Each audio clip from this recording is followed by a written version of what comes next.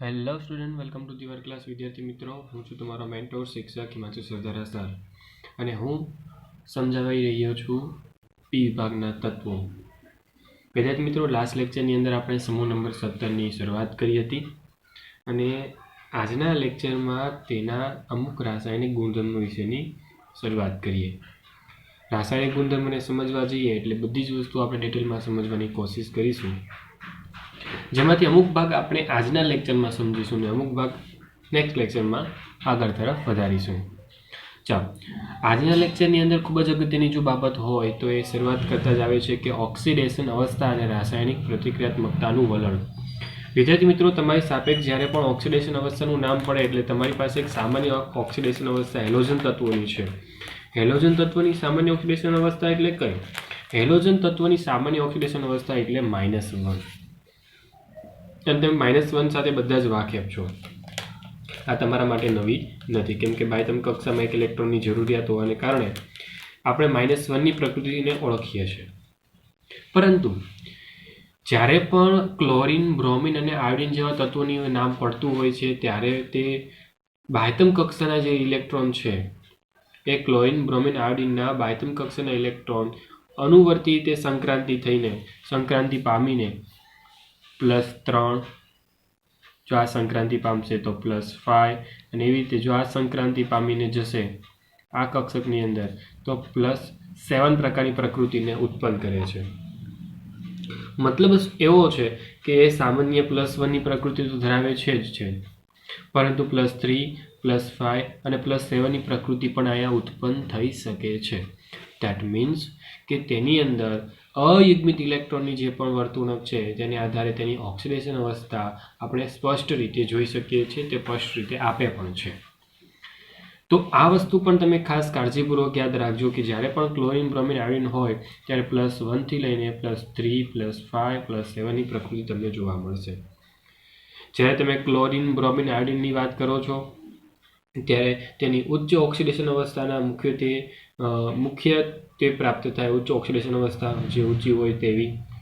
પરંતુ જ્યારે તમે હેલોજન તત્વની ફ્લોરિન અને ઓક્સિજન કે જેનું એમ કહેવાય ને કે જેનું વિદ્યુત ઋણતાનું મૂલ્ય ઊંચું છે એવું ફ્લોરિન, જેના કદો નાના છે તેવા ફ્લોરિન અને ઓક્સિજન જ્યારે વાત કરવા જઈએ કે હેલોજન તત્વ સાથે સંયોજાય છે ત્યારે સામાન્ય રીતે આંતર હેલોજન તત્વ, ઓક્સાઇડ સંયોજનો અને ઓક્સો એસિડ સંયોજનોની પ્રકૃતિ તૈયાર થતી હોય છે.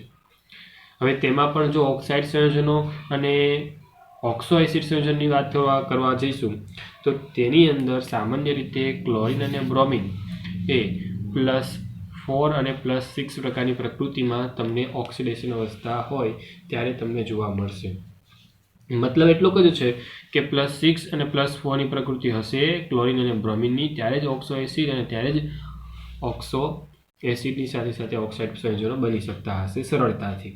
ઓકે, જો તમે ફ્લોરિનની વાત કરવા જાઓ તો ફ્લોરિનમાં તો સ્વાભાવિક છે કે ડી કક્ષકનો અભાવ છે, સૌથી વિદ્યુત ઋણતા ઊંચી છે અને સાથે સાથે જે અવસ્થા છે ઓક્સિડેશન અવસ્થા તે છે -1. ક્લિયર? ડન. એટલે તેમાં પણ આપણે ખાસ કાળજીપૂર્વક વિચારણા કરી શકીએ છીએ કે ફ્લોરિન પરમાણુની સંયોજકતા કોષ વિશે. તો સિમ્પલ લોજિક આ વારંવાર આપણે યાદ રાખવાનો છે. પરંતુ જો તમે ધાતુઓ અને અધાતુઓ સાથેની પ્રક્રિયાની વાત કરવા જાઓ તો ધાતુઓ અને અધાતુની વાત કરતા જે પણ હેલાઇડ સંયોજનો બને છે એ ઉપરથી નીચે તરફ જાઓ છો, ઉપરથી નીચે તરફ એટલે કે ફ્લોરિનથી આયોડિન તરફ જશો તે મુજબ તેની પ્રતિક્રિયાત્મકતાનું મૂલ્ય કેવું થતું હોય? ઘટતું જોવા મળશે. શું થતું જોવા મળશે? ઘટતું જોવા મળશે. અને સામાન્ય રીતે બાહ્યતમ કક્ષાની ઇલેક્ટ્રોનની વર્તણૂકને કારણે, તેના સ્વભાવને કારણે તેની પાસે એટલે કે જે પણ હેલોજન તત્વો છે તે બધા પાસે ખૂબ જ અગત્યની પ્રકૃતિ રહેલી છે, એટલે કે તે પ્રબળ ઓક્સિડેશન કર્તાની પ્રકૃતિમાં છે. કેવા છે? પ્રબળ ઓક્સિડેશન કર્તાની ભૂમિકામાં છે. એટલે ઇલેક્ટ્રોન સરળતાથી મેળવી શકે છે અને આ હેલોજન બધા જ તત્વો જે છે એ સામાન્ય પ્રબળ ઓક્સિડેશન કર્તાની ભૂમિકામાં છે. તેમાં ખાસ કરીને જો યાદ કરીએ તો તમારા માટે અગત્યનું રહેશે F2. F2 જે છે ને તે સૌથી પ્રબળ ઓક્સિડેશન કર્તા છે. સૌથી વધારે જો પ્રબળ હોય તો એ F2 છે. વિદ્યુત ઋણતાને યાદ કરી લો અથવા તો ઇલેક્ટ્રોન સહેલાઈથી મેળવી શકે છે તેને તમે સમજીને ચાલો. સમાન છે. એ અન્ય હેલાઇડ સંયોજનોનું દ્રાવણમાં અથવા ઘન અવસ્થામાં ઓક્સિડેશન કરી શકે છે. શું કરી શકે છે? ઓક્સિડેશન.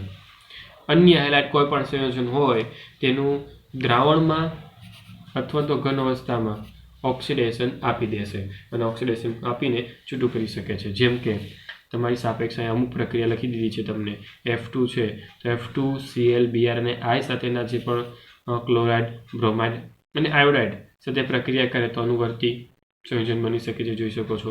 Cl2 હોય તો પણ બની શકે છે, જોઈ શકો છો. ધેટ મીન્સ કે આ એવું દર્શાવે છે કે એક હેલોજન ઊંચા પરમાણુય ક્રમાંકવાળા હેલોજન આયનોનું ઓક્સિડેશન કરે છે. Fluorine, chlorine, bromine, iodine. જો ફ્લોરિન હશે તો એ કોનું ઓક્સિડેશન કરી શકે? ક્લોરિનનું કરી શકે, બ્રોમિનનું કરી શકે અને આયોડિનનું પણ કરી શકે. જો હું ક્લોરિનની વાત કરવા જતો તો એ બ્રોમિનનું પણ કરી શકશે અને આયોડિનનું પણ કરી શકે.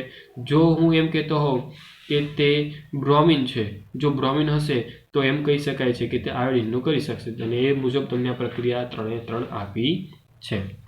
ક્લિયર? એકદમ સિમ્પલ પ્રકૃતિમાં આ વસ્તુ યાદ રાખવાની છે. એકદમ સિમ્પલ જ છે તો યાદ રહી પણ જશે. નેક્સ્ટ, જ્યારે હું આગળ વધું તો એ બાબત ક્લિયર કરીશ કે જ્યારે પણ તમે એમ કહેવાય ને કે પિરિયોડિક ટેબલની અંદર ખાસ કરીને ઉપરથી નીચે તરફ જાઓ છો સમૂહોની અંદર અને એમાં પણ હેલોજન સમૂહની અંદર ઉપરથી નીચે જવાની જ્યારે ક્રિયાવિધિ કરતા હશો ત્યારે હેલોજન તત્વની જે જલીય દ્રાવણમાં ઘટતી જતી ઓક્સિડેશન કર્તા તરીકેની ભૂમિકા છે તે બધી વસ્તુ જો તમારે ચેક કરવી છે કે ઉપરથી નીચે તરફ જાઓ છો, ઉપરથી નીચે તરફ જાઓ છો તો તેની પ્રતિક્રિયાત્મકતા ઘટતી હોય છે અથવા તેમ કહી શકાય ઓક્સિડેશન કરતાની પ્રકૃતિ જે છે એની ક્ષમતા ઘટી રહી છે. તો એ બધી જ વસ્તુનો પુરાવો તમને અલગ અલગ કોષ્ટકોના મૂલ્ય પરથી તમને મળી આવે છે અને એ કોષ્ટક આપણી એનસીઈઆરટી ટેક્સ્ટબુકમાં તમને યોગ્ય રીતે આપી દીધું છે. તે જ કોષ્ટક એટલે કે કોષ્ટક નંબર 7.8. તેના પરથી તમને બહુ બધી વસ્તુની માહિતી તમને કેલ્ક્યુલેશન પરથીની જે પણ માહિતી છે તેનાથી તમને મળી જાય છે. તો તેને આધારરૂપ લઈને પ્રમાણિત વિદ્યુતરૂપ પોટેન્શિયલનું મૂલ્ય તમે ત્યાંથી જોઈ શકો છો. ઓકે, પરંતુ તે તો ફક્ત મૂલ્યની વાત હતી જે કોષ્ટકમાંથી તમે જોઈ શકો છો એટલે કોષ્ટકની વેલ્યુ છે હું લખીને દોહરાવતો નથી. પરંતુ તમારા માટે ફરી એક અગત્યનું હોય તો હેલોજન તત્વની જે સાપેક્ષ ઓક્સિડેશન કરતાની શક્તિને પાણી સાથેની પ્રક્રિયા દ્વારા પણ તમે વધુ સારી રીતે સમજી શકો છો. એ જો પાણી સાથેની પ્રક્રિયા આપતો હોય એટલે કે ફ્લોરિન જો હશે, ફ્લોરિન પાણીનું ઓક્સિજનની અંદર ઓક્સિડેશન કરશે. કોની અંદર? ઓક્સિજનની અંદર. ઓકે, આ ઓક્સિડેશન કરી રહ્યું છે. એવી રીતે જો ક્લોરિન અને બ્રોમિન હશે, ક્લોરિન અને બ્રોમિન, તો એ શું આપશે? હાઇડ્રોહેલિક અને હાઇપોહેલિક એસિડ આપશે. હાઇડ્રોહેલિક અને હાઇપોહેલસ એસિડ આપશે. ક્લિયર? ક્લોરિન અને બ્રોમિન હોય તો. પરંતુ જો આયોડિન મૂકી દેવામાં આવે છે, ખાસ યાદ રાખજો, આયોડિન મૂકી દેવામાં આવે છે પ્રક્રિયા થતી નથી. પ્રક્રિયા થતી નથી એટલે લખ્યું છે કે અસ્વયંસ્ફુરિત પ્રક્રિયા છે, મતલબ પ્રક્રિયા જાતે થઈ શકતી નથી. આનો મતલબ એમ જ છે કે વાસ્તવિક રીતે જ્યારે પ્રક્રિયા કરવા જઈએ છીએ ત્યારે I- એસિડિક મીડિયમની અંદર, ખાસ કાળજીપૂર્વક સાંભળજો, I- એસિડિક માધ્યમની, એસિડિક મીડિયમની હાજરીમાં ઓક્સિજન વડે ઓક્સિડેશન પામે છે. એના વડે ઓક્સિજન વડે ઓક્સિડેશન પામે છે. લાખી પ્રક્રિયાના સંદર્ભમાં તમે જોવા જાઓ તો આયોડિનની જે પણ વર્તણૂક છે તે ખૂબ જ ઓછી છે, જ્યારે ફ્લોરિન અને ક્લોરિન બ્રોમિનની અનુવર્તી રીતે તેમની નિપજ તમને મળી આવે છે. જો ફ્લોરિન હોય તો ઓક્સિજન મળી જશે, ક્લોરિન અને બ્રોમિન હશે તો હાઇપોહેલિક અને હાઇપોહેલસ એસિડો મળી આવે છે. ક્લિયર? સમજ પડી ગઈ બધાને? આ સાથે સાથે જ હું એમ પણ કહીશ કે જે ફ્લોરિન દ્વારા જોવા મળતી પ્રક્રિયા છે એ ફ્લોરિન સાથેની પ્રક્રિયા સાથે જો તમે સંબંધ ધરાવતા સમીકરણો જુઓ એટલે કે નીચેના 3 સમીકરણો જોતા તમને ત્યાં આયોડિનનો વિરોધાભાસ પણ જોવા મળશે. જેમ કે તમારી પાસે 2F2 છે, રિએક્શન કરશે એટલે સ્વાભાવિક છે કે આપણે વાત કરી તે મુજબ O2 ઉત્પન્ન થવું જોઈએ. ચાલો થયું. ચાલો તેવી જ રીતે તમારી પાસે Br2 હોય અથવા તો Cl2 હોય, Br2 અને Cl2 એટલે કે બીજી રિએક્શન, જો H2O સાથે રિએક્શન કરશે તો શું બનાવશે? હાઇડ્રોહેલસ એસિડ અને હાઇપોહેલસ એસિડ જો બનાવે છે. ક્લિયર થાય છે? સમજ પડી ગઈ બધાને? હાઇપોહેલસ એસિડ, હાઇડ્રોહેલસ એસિડ અહીંયા ઉત્પન્ન થયા છે. એન્ડ ધેન લાસ્ટ કે I- એસિડિક મીડિયમની અંદર પ્રક્રિયા કરી દેશે ઓક્સિજન વડે, તેનું શું થઈ જશે? Yes, oxidation. તો ઓક્સિજનની હાજરીમાં I- નું ઓક્સિડેશન થઈને બની જાય છે I2. ક્લિયર? તો આ ત્રણ જે વિધાનો હતા એ ત્રણના સમીકરણ સ્વરૂપ તમે આ વસ્તુને રજૂ કરીને આપી શકો છો. ક્લિયર? સમજ પડી ગઈ બધાને? ચાલો, પરંતુ આ બધી બાબતો કોમનલી આપણે સામાન્ય ચર્ચાના ભાગ સ્વરૂપે જોઈ, પરંતુ આ સાથે જ અનિયમિત વર્તુણકને પણ સાથે સાથે જોઈ લઈએ કે જેને કારણે અનિયમિત વર્તુણક પણ તમે ખૂબ જ સારી રીતે સમજી શકો. હવે ફ્લોરિનમાં અનિયમિતતા છે તમે બધા જાણો છો અને તમે બધા જાણતા આવતા હો. તો આપણે એટલી વસ્તુ યાદ કરીને કહેતા હોઈએ છીએ કે હંમેશા આવર્ત નંબર 3ની જે આવર્ત નંબર 2ની વાત થાય તો એના બધા જ પીના તત્વો, આવર્ત 2ના બધા જ પી તત્વો એ સામાન્ય રીતે અનિયમિત વર્તુળક ધરાવતા હોય ને ધરાવતા જ હોય. ચાલો, તો એ જ વર્તુળકને આજના લેક્ચરમાં ફટાફટ જોઈએ. તેટલી વસ્તુ તમારી સાપેક્ષ રજૂ કરું કે જે ખૂબ જ અગત્યની છે. નંબર 1, વિદ્યુત ઋણતા, આયનીકરણ એન્થાલ્પી, વિદ્યુત ધ્રુવ પોટેન્શિયલ. આ બધાનું મૂલ્ય છે ને એ બધાનું મૂલ્ય સામાન્ય રીતે અન્ય તત્વો કરતાં કેવું હોય છે? ઓછું હોય છે. જ્યારે આયનીકરણ એન્થાલ્પી, સહસંયોજક ત્રિજ્યા, આયનીકરણ ત્રિજ્યા અથવા તો સહસંયોજક ત્રિજ્યા, ગલન બિંદુ, ઉત્કલન બિંદુ, બંધ વિયોજન એન્થાલ્પી અને ઇલેક્ટ્રોન પ્રાપ્તિ એન્થાલ્પીનું મૂલ્ય એ બાકીના બધા હેલોજન તત્વો કરતાં કેવું હોય? ઓછું હોય છે. એટલે તમે ત્યાંથી યાદ સરળતાથી રાખી શકો છો કે વિદ્યુત ઋણતા હોય, આયનીકરણ એન્થાલ્પી હોય કે વિદ્યુત ધ્રુવ પોટેન્શિયલ છે તો તે બાકી બધા મૂલ્ય કરતાં ઊંચું જોવા મળશે જ. કન્ફર્મ છે, કેમ કે આ ક્લોરિન માટે વાત કરી રહ્યા છે. ક્લોરિનની અનિયમિત વર્તુણક તમને આ જોવા મળે છે, સ્પષ્ટ થાય છે. ક્લિયર? ડન? ચાલો, આ પાછળનું કારણ શું છે? આ પાછળના કુલ અલગ અલગ 4 કારણો મેં તમને અહીંયા દર્શાવીને આપ્યા છે. ચાલો, કારણોને સમજો. કારણ નંબર 1 કે તેનું કદ ખૂબ જ નાનું છે. તમે બધાએ જાણો છો કે ફ્લોરિનનું જે કદ છે એ સૌથી નાનું કદ ફ્લોરિનનું તમને જોવા મળે છે. યસ, સાથે એમ પણ કહી શકીએ છીએ વિદ્યુત ઋણતા ઊંચી છે. કેવી છે વિદ્યુત ઋણતા? ઊંચી. એટલે ઊંચી વિદ્યુત ઋણતાને કારણે તેની પાસે આકર્ષણ ક્ષમતા છે ને ખૂબ જ વધી જાય છે. ઓકે, એટલા માટે જ જે પણ બંધ બને છે એ બંધ ખૂબ જ નાના બંધને કારણે તે નીચી ફ્લોરિન બંધ વિયોજન એન્થાલ્પીનું મૂલ્ય પણ તમને જોવા મળે છે. બંધ વિયોજન એન્થાલ્પી નીચી શું કામ છે? તો એનું પણ રીઝન એમ કહી શકાય કે ડી કક્ષકની અપ્રાપ્તિને કારણે. ક્લિયર? સમજ પડી ગઈ? ચાલો, તો કુલ 4 બાબતોને તમારે કાળજીપૂર્વક લેવી પડે.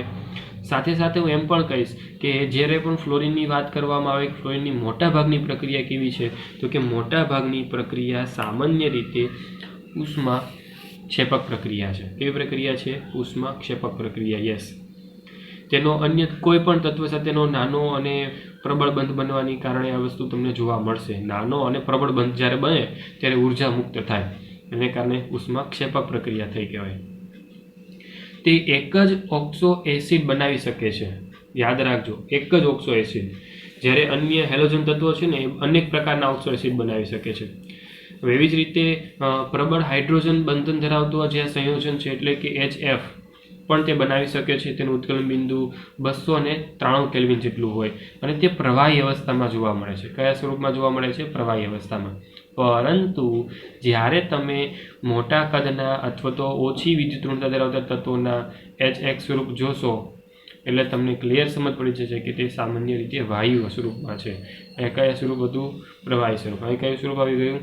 વાયુ સ્વરૂપ. ધેટ મીન્સ કે તમારી પાસે જે પણ સંયોજન છે એ સંયોજન કઈ રીતે અને કયા સ્વરૂપમાં પ્રક્રિયા કરીને જવાબ મળે છે અથવા તો આપે છે એ વસ્તુ અહીંયા જરૂરી છે. તો એ ફ્લોરિનના નાના કદ અને ઊંચી વિદ્યુત ઋણતાને કારણે જે પણ હાઇડ્રોજન બંધ જોવા મળે છે એ HFમાં જોવા મળે છે.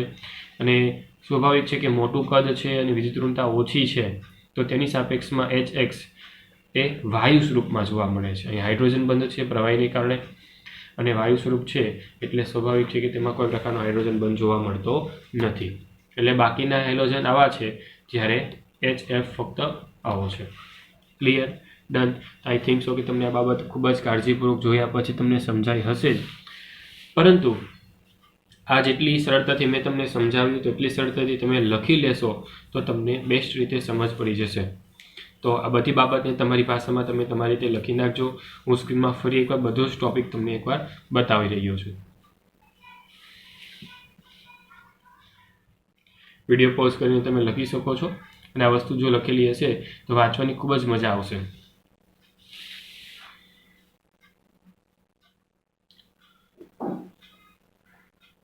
And then last,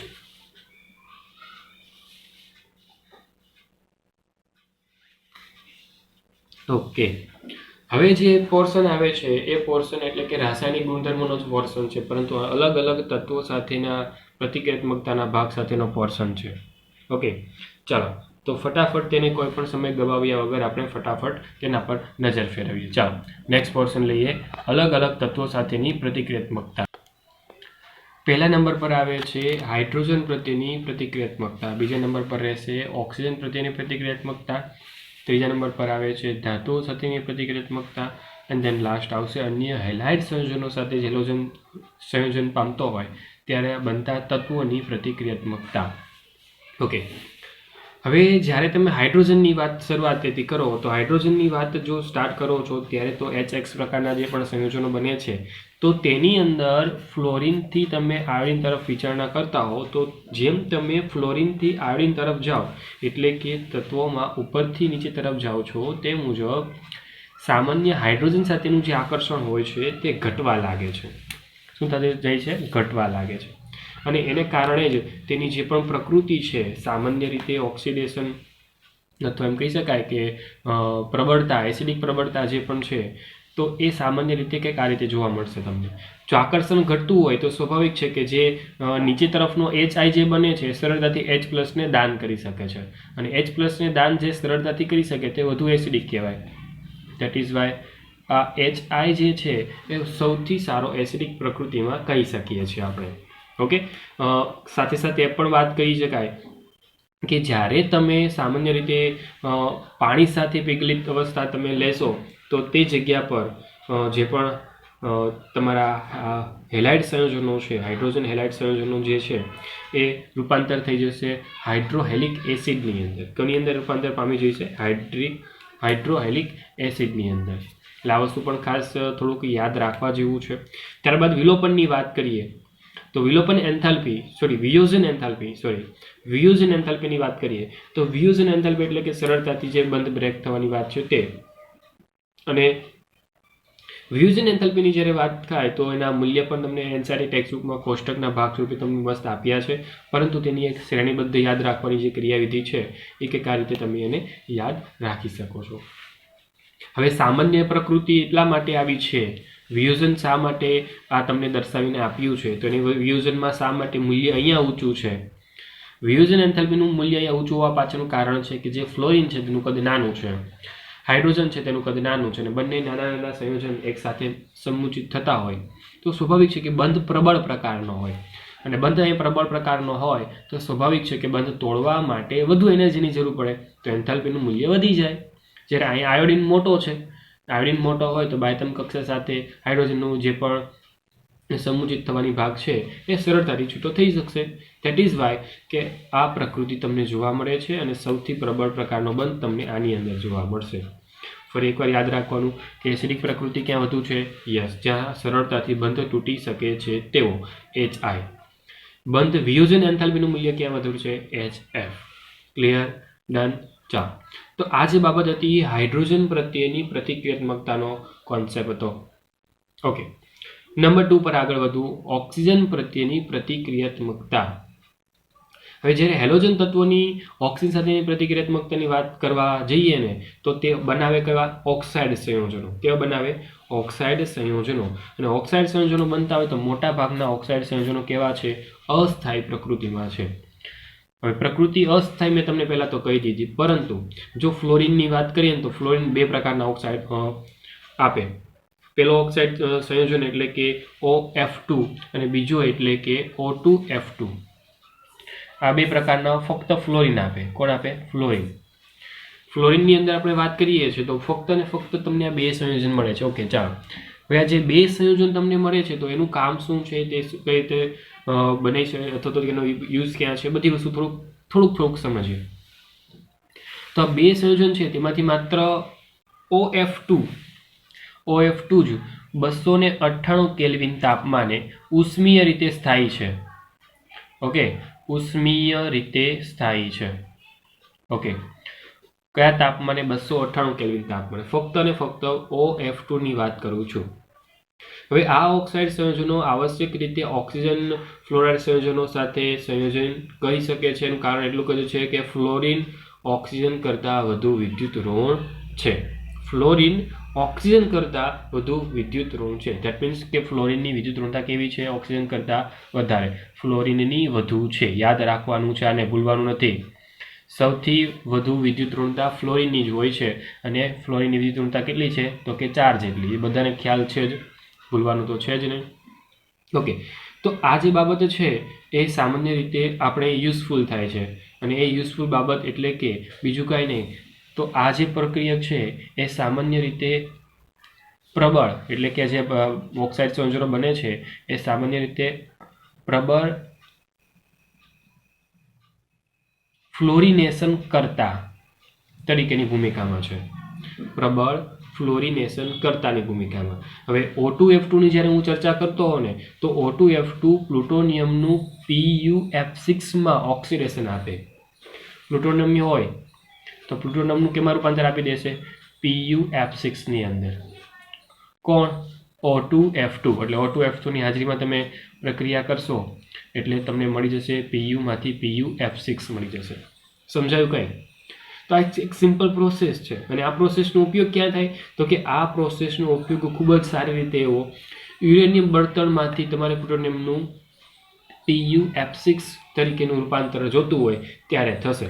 that means કે તમારે જ્યારે પણ યુરેનિયમમાંથી પ્લુટોનિયમની જરૂરિયાત છે તો તમારે O2F2 જેવા સંયોજનની જરૂર પડશે.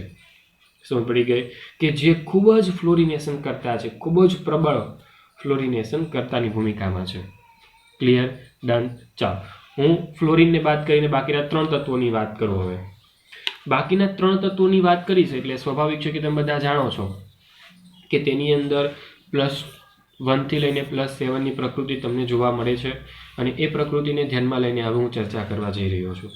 ચાલો, ચર્ચા કરવા જાઓ તો સ્વાભાવિક છે કે તમને ઓક્સાઇડની જે સ્થાયીતા છે એનું એક મૂલ્ય પહેલાં તમને હું દર્શાવું છું. ઓક્સાઇડની જે પણ સ્થાયીતા છે એનું મૂલ્ય જોવા જાઓ એટલે કદાચ તમને અટપટું દેખાશે નહીં, છે જ. હવે પહેલાં તો અટપટું છે, તેની સ્થાયીતાનો ક્રમ અનિયમિત છે.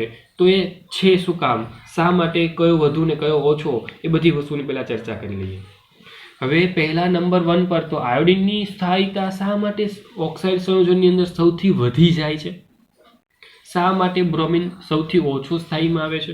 તો સમજો, આ ફ્લોરિન સંયોજનો જેટલા પણ છે એને આપણે યોગ્ય સમજી લીધા. પણ જ્યારે આયોડિનની વાત કરવામાં આવે છે તો આયોડિનનું સ્થાયીતાનું કારણ એટલું જ છે કે જે આયોડિન છે તે ઓક્સિજન વચ્ચે સૌથી વધુ ધ્રુવીયતા ઉત્પન્ન થાય છે. શું ઉત્પન્ન થાય છે? ધ્રુવીયતા ઉત્પન્ન થાય છે. વિદ્યાર્થી મિત્રો, ખાસ કાળજીપૂર્વક શબ્દને પણ હાઇલાઇટ કરું છું. ધ્રુવીયતા ઉત્પન્ન થવાને કારણે અહીંયા તેની સ્થાયીતા વધી જાય છે. ધ્રુવીયતા ઉત્પન્ન થઈ એટલા માટે સ્થાયીતા વધી, અને એટલા માટે તેને આપણે ફર્સ્ટ નંબર પર આપીએ છીએ કે સ્થાયીતાનું સારું એવું મૂલ્ય તેમાં જોવા મળશે.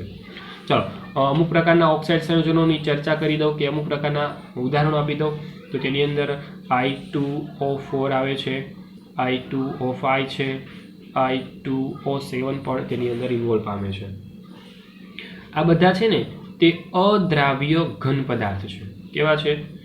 અદ્રાવ્ય ઘન પદાર્થ. સાથે સાથે એમ પણ કહીશું, જો ગરમ કરવામાં આવે, ગરમી આપશો તો તેનું શું થઈ જશે? વિઘટન થઈ જશે. અને જો હું વાત કરી દઉં I2O5 ની, તો તે સામાન્ય રીતે ખૂબ જ સારો ઓક્સિડેશન કરતા છે. ઓક્સિડેશન કરતાની ભૂમિકામાં છે. કેવો છે? ઓક્સિડેશન કરતા. કાર્બન મોનોક્સાઇડના માપનની ક્રિયાવિધિ છે ને વિદ્યાર્થી મિત્રો, તેમાં ખાસ વપરાય છે I2O5. કોણ વપરાય છે? I2O5. ક્લિયર, સમજાય? તો આમ તેના ઉપયોગો પણ ખૂબ જ ખાસિયતતા મુજબના છે, એટલે તમારે તેના એક્ઝામ્પલ તો યાદ રાખવાના જ ફરજિયાત થઈ જાય છે. એટલે એક્ઝામ્પલ સાથે તમારે બધી પ્રકૃતિને યાદ રાખવી જરૂરી બની ગઈ છે. Clear, done. ચાલો આગળ વધું એટલે ક્લોરીનની વાત કરીશ. ક્લોરીન શા માટે મધ્ય ભાગમાં છે? ક્લોરીનની અંદર પહેલાં તો ડી કક્ષકની પ્રાપ્તિ છે નહીં. ડી કક્ષક નથી એટલે ડી કક્ષકના કારણે ડી કક્ષકની પ્રાપ્તિ છે એટલા માટે ડી કક્ષકની પ્રાપ્તિને કારણે તેમાં ClO વચ્ચેનો જે બંધ હોય તે બહુબંધ હોય, મતલબ સામાન્ય રીતે આપણે કહીએ ને કે ડી પાઈ પ્રકારની પ્રકૃતિ અહીંયા તૈયાર થાય છે. અને અહીંયા સામાન્ય ક્લોરીન ઓક્સિજન વચ્ચેનો જે બંધ હોય એ બહુબંધ એટલે કે દ્વિબંધ ત્રિબંધ પ્રકારની પ્રકૃતિ અહીંયા જોવા મળી શકે છે. અને આ જ કારણે તેની સ્થાયીતાનું મૂલ્યમાં શું થાય છે? વધારો. એટલે હું આ કારણ કાપી શકું છું. કારણ છે બહુબંધ. શું કારણ છે તેનું? બહુબંધ. ચાલો તેના એક્ઝામ્પલોની વાત કરવા જઈએ તો તેના એક્ઝામ્પલોની અંદર Cl2O, ClO2, Cl2O6, Cl2O7 તો અલગ અલગ એક્ઝામ્પલો તમને જોવા મળશે. ચાલો ફરી એકવાર હાઇલાઇટ કરી દઉં તમારા માટે. તો આ એક્ઝામ્પલો ફરી એકવાર તમને જોવા મળે છે.